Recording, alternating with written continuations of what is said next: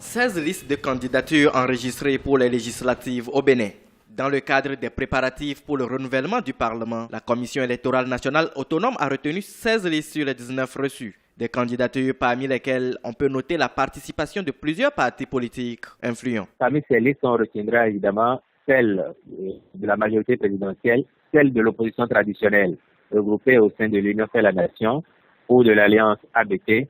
Et on retiendra aussi et surtout des listes qu'on peut appeler divergentes, qui regroupent des personnalités qui, toutes ces années écoulées, étaient plutôt des proches du chef de l'État, des membres de la majorité présidentielle. La particularité de l'élection de cette année, c'est qu'elle se tient dans une ambiance de fin de mandat.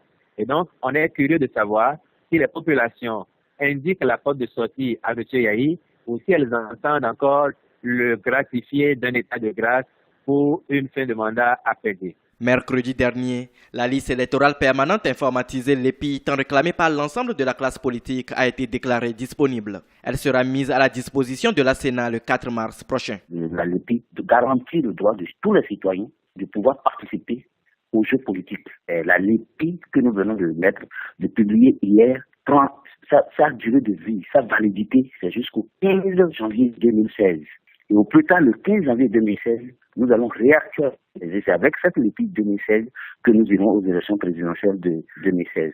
Mais les bénévoles de la diaspora, d'ici le 1er juillet 2015, conformément aux dispositions du Code électoral du Bénin, nous allons mettre en place un organe qui va appuyer l'Agence nationale de traitement pour faire le toilettage et prendre en compte maintenant les bénévoles de l'extérieur. Les législatives se tiendront le 26 avril prochain au Bénin. 3 listes ont été recalées par la Sénat parce qu'elles n'ont pas pu présenter des candidats pour les 24 circonscriptions électorales que compte le pays. Les législatives seront suivies des municipales le 31 mai. La présidentielle, quant à elle, aura lieu en 2016.